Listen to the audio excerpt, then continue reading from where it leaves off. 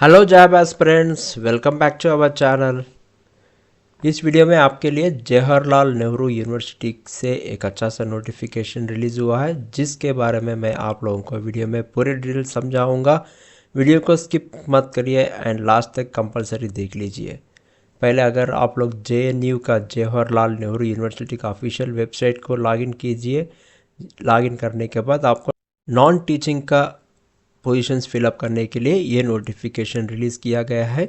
यहाँ पर अगर आप नॉन टीचिंग एडवर्टाइजमेंट नंबर जो है ना, इसको क्लिक करें तो आप लोगों को एडवर्टाइजमेंट ओपन होगा और यहाँ पर click to apply online for advertisement का बटन क्लिक करें तो आप लोगों को अप्लाई करने के लिए बटन टैब दूसरा विंडो ओपन होगा। पहले हम लोग नोटिफिकेशन के बारे में बात करेंगे। अगर हम लोग नोटिफिकेशन को क्लिक करें तो हम लोगों को ऐसा नोटिफिकेशन रिलीज़ ओपन होगा।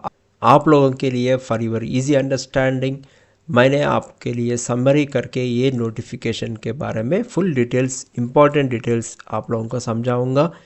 एंड अगर नोटिफिकेशन अगर हम लोग देखें तो ये रिलीज़ हुआ है नॉन टीचिंग स्टाफ के लिए to fill up 267 vacancies in categories of group A, group B, group C categories में ये फिलअप करने के लिए नोटिफिकेशन रिलीज़ किया गया है, जिसका डेडलाइन है 27 जुलाई 2026 तक लास्ट डेट है।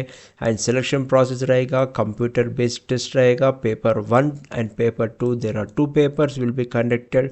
उसके बाद में स्किल एंड ट्रेड टेस्ट रहेगा, उसके बाद में कुछ रोल्स के लिए इंटरव्यू एंड पर्सनालिटी टेस्ट भी रहेगा।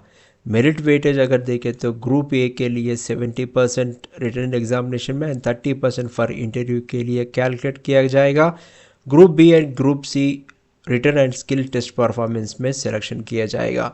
एंड एलिजिबिलिटी अगर देखें तो maximum age is 40 to 45 years तक है। पोजीशंस के हिसाब से there are multi positions, multi number of positions are available. वो पूरे के पूरे डिटेल्स हम लोग इस वीडियो में देखेंगे।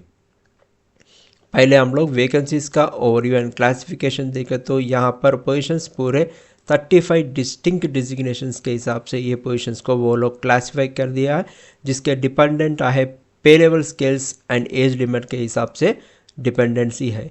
अगर पोस्ट नेम यहाँ पर ग्रुप एंड पे लेवल स्केल एंड वैकेंसीज कितना है, number of vacancies and maximum age कितना है, इसे हम लोगों को पूरे के पूरे देखना चाहिए।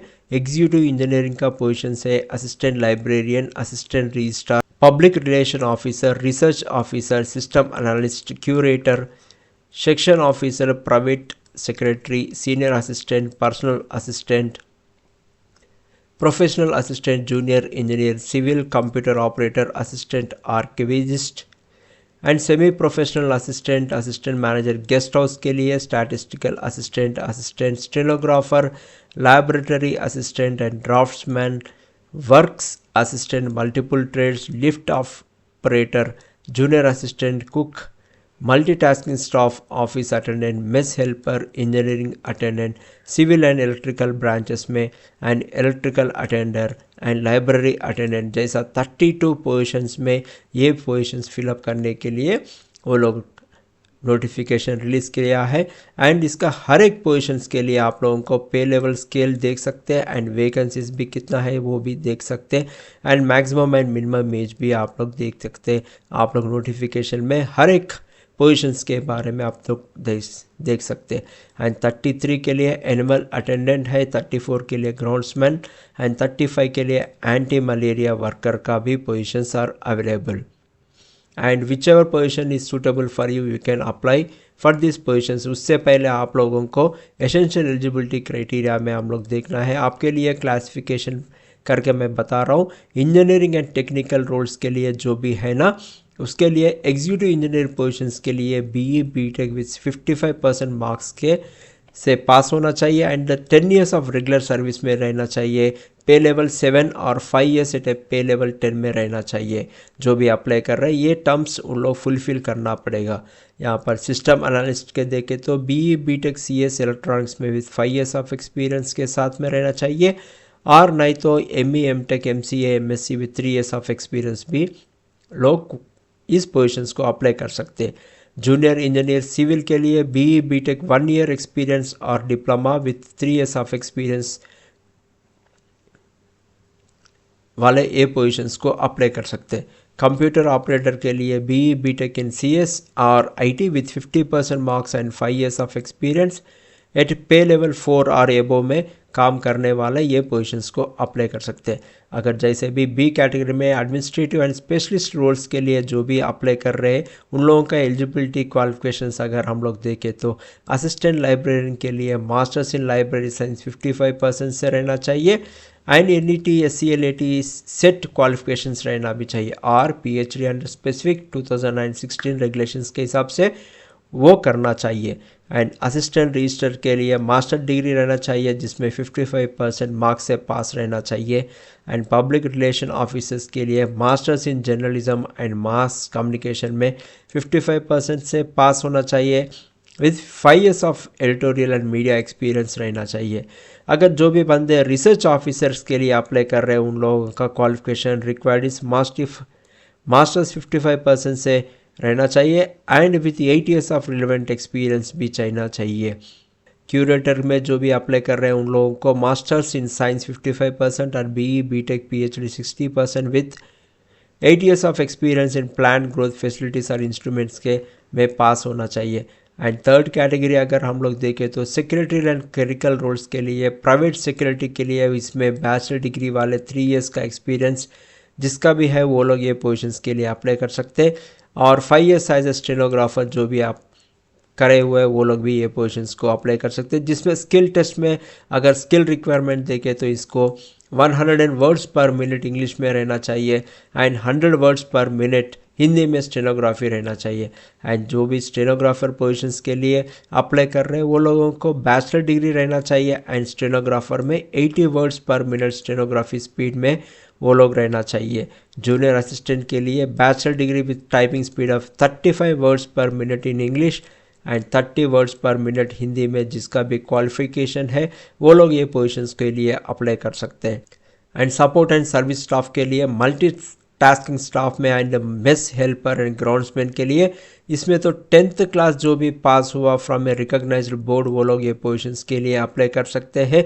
एग्जाम्पल 3 years फॉर ग्राउंड्समैन और मेस हेल्पर के लिए रोल स्पेसिफिक एक्सपीरियंस भी चाहिए। एंड कुक के लिए 10th क्लास पास रहना चाहिए plus ITA trade certificate in bakery and confectionery and 3 years का भी एक्सपीरियंस चाहिए। एंड लैबोरेटरी अटेंडेंट के लिए 10+2 विथ साइंस और 10th class pass with science and certificate in laboratory technology में जो भी जिसके पास भी सर्टिफिकेट है ये पोजीशंस के लिए अप्लाई कर सकते हैं। एंड अगर हम लोग फाइनेंशियल रिक्वायरमेंट जैसे कि एप्लीकेशन फ़ीस ये पोजीशंस के लिए अप्लाई करने के लिए देखें तो अनरिजर्व्ड EWS एंड OBC के लिए ग्रुप ए पोजीशंस के लिए जो भी अप्लाई कर रहे हैं उसका 1500 रुपीज़ रहेगा and group B and C positions के लिए 1000 रुपीज़ रहेगा।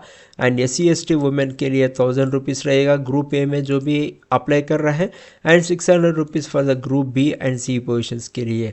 PWBD नील है, यहाँ पर एप्लीकेशन फ़ीस उन लोगों को बिल्कुल ही फ्री है। And recruitment and examination fee scheme जो भी देखें तो कैसा सिलेक्शन होगा इसका एग्ज़ाम पैटर्न क्या है प्रोसेस अगर हम लोग देखें तो पहला वाला है रिटर्न पेपर रहेगा जिसमें पेपर 1 रहेगा जिसमें नॉन टीचिंग पोस्ट जो भी है ना कॉमन पेपर रहेगा जिसका MCQ टाइप में रहेगा। इसका ड्यूरेशन रहेगा 2 hours रहेगा प्लस 15 मिनट्स एक्स्ट्रा टाइम भी दिया जाएगा for handicapped and cerebral palsy candidates के लिए। And total questions and marks रहेगा इसमें 150 क्वेश्चंस रहेगा जिसमें 300 मार्क्स रहेगा। जैसे एक क्वेश्चन को 2 मार्क के हिसाब से 300 मार्क्स रहेगा। एंड कंपोनेंट्स रहेगा पैटर्न अगर देखें तो जनरल अवेयरनेस के लिए 30 क्वेश्चंस रहेगा, रीजनेबल एबिलिटी के लिए 35 क्वेश्चंस, मैथमेटिक्स के लिए 35 questions, test of language English और हिंदी के लिए 30 क्वेश्चंस एंड कंप्यूटर अवेयरनेस के लिए 20 क्वेश्चंस इसमें पैटर्न में पूछा जाएगा। एंड पेपर 2 जो भी है ना ये डोमेन स्पेसिफिक एग्जामिनेशन है जैसे कि आपका रिलेवेंट डोमेन जो भी है रिलेवेंट सब्जेक्ट में एजुकेशन क्वालिफिकेशन जो भी आपका है उसमें आप लोगों को क्वेश्चन पूछा जाएगा वो भी MCQ में रहेगा। जैसे कि स्पेशल पोस्ट अगर देखें तो specific post assistant registrar section officer engineer librarians है। यहाँ पर ड्यूरेशन 1.5 आवर्स रहेगा। क्वेश्चंस एंड मार्क्स अगर देखें तो 50 क्वेश्चंस रहेगा and each question carry 2 marks, उसके हिसाब से 100 मार्क्स रहेगा। यहाँ पर आप लोगों को ध्यान देना चाहिए क्योंकि इस पेपर में तो नेगेटिव मार्किंग रहेगा for all the wrong answers whatever you write in paper 1 and paper 2 में आप लोग जो भी रॉन्ग करेगा 1/4 of marks will be deducted from the marks you get. And skill test रहेगा, क्वालिफाइंग ओनली नेचर में रहेगा, ये तो फाइनल के लिए नहीं है।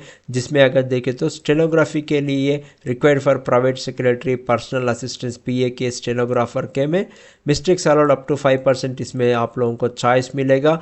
एंड टाइपिंग भी स्किल टेस्ट रहेगा, required for assistant and junior assistant के लिए। ये पोजीशंस के लिए जो भी अप्लाई कर रहे हैं इन लोगों को टेस्ट कंडक्ट किया जाएगा, जिसमें 35 वर्ड्स पर मिनट इंग्लिश एंड 30 वर्ड्स पर मिनट हिंदी में टाइपिंग स्पीड रहना चाहिए। एंड ट्रेड टेस्ट जिसका भी एलिजिबिलिटी है वो लोग JNU reserve the right to conduct practical और trade test for technical role, जैसे कि computer operator, cook and work assistants के लिए ट्रेड टेस्ट भी कंडक्ट किया जाएगा।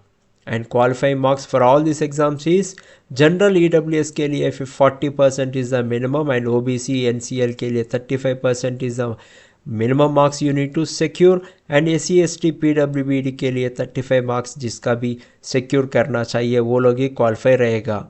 And general terms and conditions अगर हम लोग देखें तो जो भी अप्लाई कर रहे हैं this is the most important things you need to take care of. Age relaxation भी मिलेगा अपार्ट फ्रॉम जो भी रिलेवेंट पोस्ट के लिए एज जो भी मिनिमम एंड मैक्सिमम रहेगा उसके हिसाब से। And as per the rules of government rules and regulations के हिसाब से अपर एज लिमिट का रिलैक्सेशन भी मिलेगा, जैसे कि SC ST वालों को 5 ईयर्स रहेगा, OBC के लिए 3 ईयर्स रहेगा, PWBD के लिए 10 to 15 ईयर्स रहेगा depending on their category. Ex serviceman को as per government of India norms के हिसाब से रहेगा। एंड JNU में जो भी ऑलरेडी एम्प्लॉयज़ है वर्क कर रहे हैं उन लोगों का भी no upper age limit if they have rendered at least 3 years of regular service करे तो। एंड सर्टिफिकेट जो भी आप लोगों को रिक्वायर रहना चाहिए before applying for this positions, OBC certificate रहना चाहिए ऑन और बिफोर 1 अप्रैल 2026 का सबकास्ट का मैच रहना चाहिए सेंट्रल लिस्ट के हिसाब से। एंड EWS में जो भी कैटेगरी में आप लोग अगर अप्लाई कर रहे हैं तो आपका valid income and asset certificate need to be produced. And no objection certificate जो भी employed in government PS autonomous body में जो भी कर रहे हैं एम्प्लॉयर से नो ऑब्जेक्शन सर्टिफिकेट भी आप लोगों को सबमिट करना चाहिए। एंड अनेक्सर ए में जो भी नोटिफिकेशन में वो फॉर्मेट वहाँ पर है वही फॉर्मेट में आप लोगों को सबमिट करना चाहिए।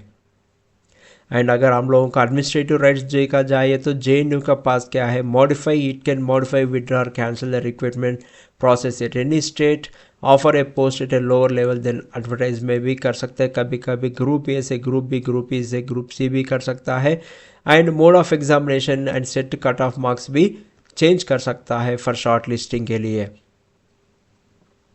अगर लास्ट में देखें तो एप्लीकेशन पोर्टल हम लोग देखें तो यहाँ पर मैंने दिया है jntu.samrat.education.in एक वेबसाइट है, और जैसे भी मैंने दिखाया आप लोगों को www.jnu.ac.in कैरियर/ में देखें तो आप लोगों को ये नोटिफिकेशन दिखेगा। अभी हम लोग ऑफिशियल वेबसाइट में जाके हाउ टू अप्लाई को क्लिक करें तो हम लोगों को ये एक विंडो ओपन होगा जिसमें यूज़र फेस ऐसा रहेगा। इसमें आप लोगों को पहले रजिस्ट्रेशन करना पड़ेगा। After registration you need to log in. Registration process very easy रहेगा। पहले आप लोगों को रजिस्ट्रेशन करने के लिए अगर आपके पास अकाउंट नहीं है तो साइन अप क्लिक करना पड़ेगा। साइन अप क्लिक करने के बाद आप लोगों को email and confirm email, password and confirm password and mobile देने के बाद this are the mandatory fields which you need to fill up. Captcha enter करने के बाद साइन अप करना है। अगर साइन अप करने के बाद आप लोगों को एक आपका लॉगिन क्रेडेंशियल्स मिल जाएगा, जिसमें लॉगिन क्रेडेंशियल्स मिलने के लिए बाद आप लोग लॉगिन करके आपका यूज़र नेम एंड पासवर्ड दे के कैप्चा दे के वेरीफाई करने के बाद लॉगिन देने के बाद ये पोजीशंस के लिए जो भी एलिजिबिलिटी है उसके हिसाब से आपका डॉक्यूमेंट्स पूरे के पूरे फिलअप करके ये पोजीशंस को अप्लाई कर सकते हैं आप लोग। And all the job aspirant जो भी ये पोजीशंस के लिए अप्लाई कर रहे हैं उन लोगों को मेरे तरफ से ऑल द बेस्ट है। अभी तक अगर चैनल को सब्सक्राइब नहीं करे तो please do channel subscription and bell icon आप लोग क्लिक करके रख लीजिए। एंड इस वीडियो को आपका फ्रेंड्स एंड फैमिली मेम्बर्स में शेयर कर दीजिए। एंड आपका जान पहचान में कोई तो भी इस पोजीशंस के लिए सूटेबल है तो उन लोगों को भी शेयर कर दीजिए। एंड वीडियो को लाइक कर दीजिए। एंड कमेंट में अगर कोई तो भी अप्लाई कर रहे तो कमेंट बोल के कमेंट कर दीजिए। Thank you, all the best once again.